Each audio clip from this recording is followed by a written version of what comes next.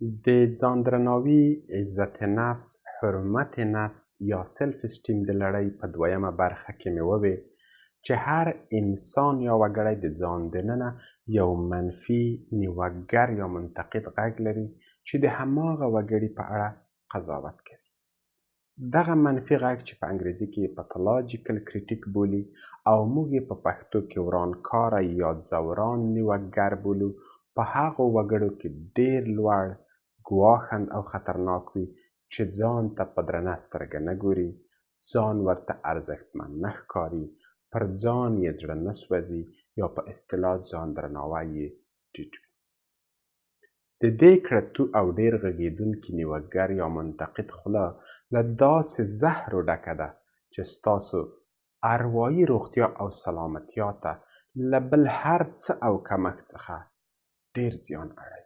ځکه غمونه او دردونه د وخت په تېرېدو سره کمیږي او رغېږي، خو د نیوکګر یا منتقد خوله نه بندېږي، ستړیا نه لري، تل در سره وي، ستاسو په اړه قضاوت، ستاسو ترټنه، ځپنه او ځورونه او ستاسو د تېروتنو او نیمګړتیاوو موندنه او شمیرنه یې کار دی. د خواشینۍ ځای دا دی چې د هغه په وړاندې له ځان څخه هیڅ ډول دفاع نشئ کولی. هغه وایي بیا مو تېروتنه وکړه، بیا مو ناسم کار وکړ، بیا مو پښه وښویېده او تاسو له هر ډول سوچ او اراده پرته حس کوئ چې ستونزه په تاسو کې ده. تاسو بد یې، کټ مټ لکه یو تنکي ماشوم چې د یوې چټي خبرې په کولو سره څپېړه خوړلې. د بیلګې په توګه یو 30 کلن اقتصادپوه په پام کې ونیسئ چې تازه یې په خپله پوهنڅانګه کې ډاکټري اخیستې او غواړي په پوهنتون کې استاد شي. د کاري مرکې په بهیر کې د مرکچیانو چلند، کتلو، غږېدلو او د کالیو د اغوستلو توګې ته ځیر دی. له ځان سره اټکلوي چې هغوی څه ډول خلک دي او څه ډول ځوابونه باید ورکړي.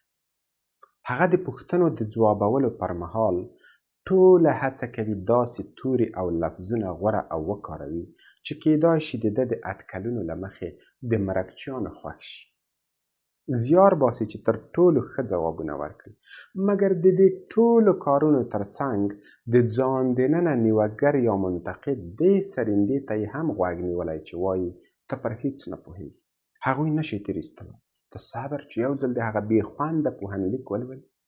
وای څه احمقانه ځواب، نشي کولی یوه سمه خبره وکړي، ژر شه یو څه وکړه، اوس به پوه شي چې څومره ناوړه، ناپوهه او بې تجربې انسان وي.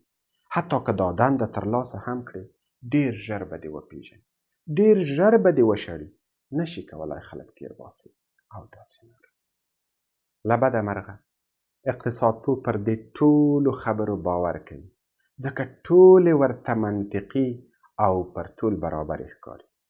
دا له دې کبله چې کالونه یې اورېدلي دي او پر دې بنسټ د زهرو بې ځنډه او پرلهپسې جریان طبیعي، منطقي، پر ځای او سم احساسوي.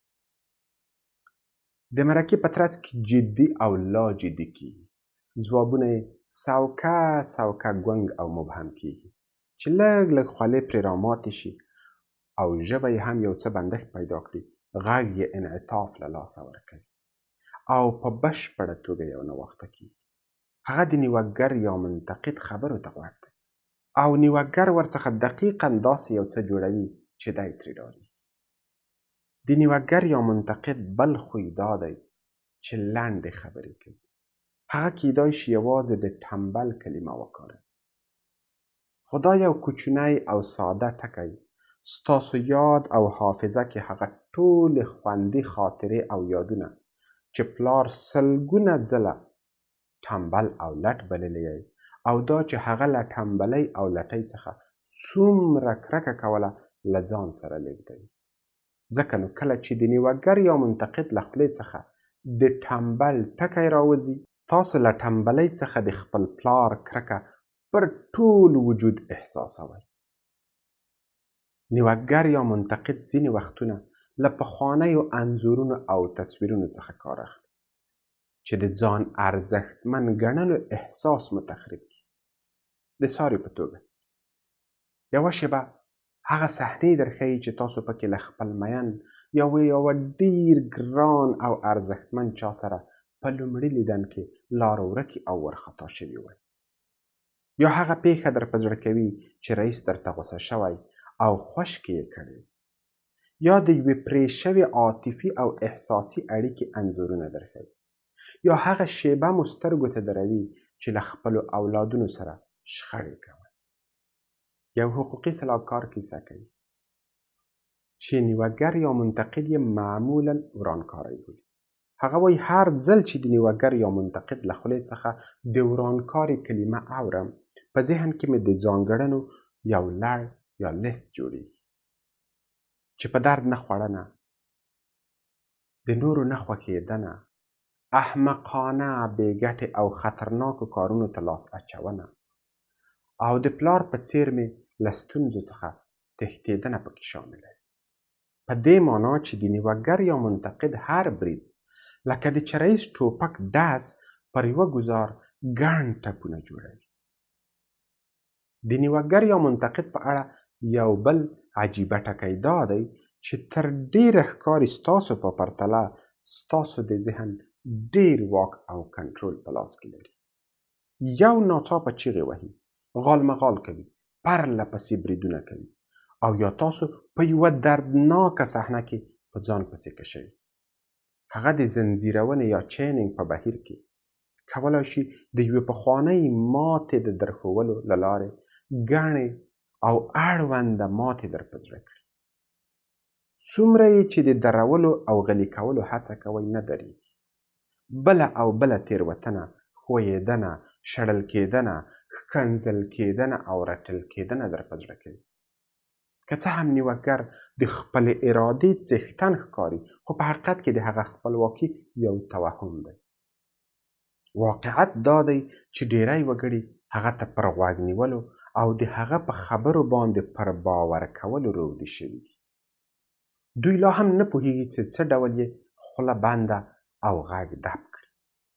په داسې حال کې چې د پرله پسې تمرین او کړاو له لارې بنیادم کولی شي د هغه خبرې تحلیل او تکذیب کړي او مخکې له دې چې د ځان ارزښتمن ګڼلو په اړه یې احساسات زهرجن او وخن کړي، ځای پر ځای یې ودروي. نیوګر یا منتقد ګڼې وسلې لري چې تر ټوله اغېزناکه یې هغه ارزښتونه او قوانین دي چې تاسو ورسره لوی شوي یئ. هغه کولی شي ستاسو بایدونه ستاسو په ضد وکاروي. څه چې یې له هغه څه سره چې باید وی پرتله کوي او بیا پریکړه او قضاوت کوي چې وړتیا نه لري. بې کفایته یې یا پر ناسمه لاره درومي. که د 100 پر ځای 80 نمرې واخلئ، ناپوهه، ناتوانه او بې سواده یا نالوستی مو بولي. که د ژوند له ملګري څخه د بېلتون په درشل کې یئ، وایي یو ښه میړه باید په هر ډول شرایطو کې ښځه پرېنږدي. آیا هغه هم نرینه بلل کېدای شي چې ښځه یې پرېښي؟ که له دندې څخه ګوښه یا شړل کېږئ، وایي په درد نه خورئ، د کار نه یئ، د هیڅ نه یئ. او که کومه شپه وغواړئ د باندې ووځئ، لنډغر او بدلاری مو بولي.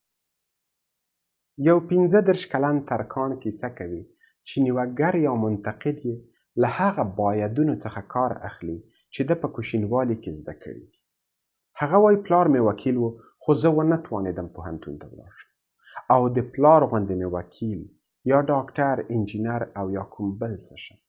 ځکه نو اوس مې نیوګر یا منتقد راته وایي چې باید یو تخصصي او علمي څانګه تعقیب کړم. دا نور ټول کارونه په درد نه خوري. احساسوم چې باید ځان مجبور کړم چې پوهنتون ته ولاړ شم.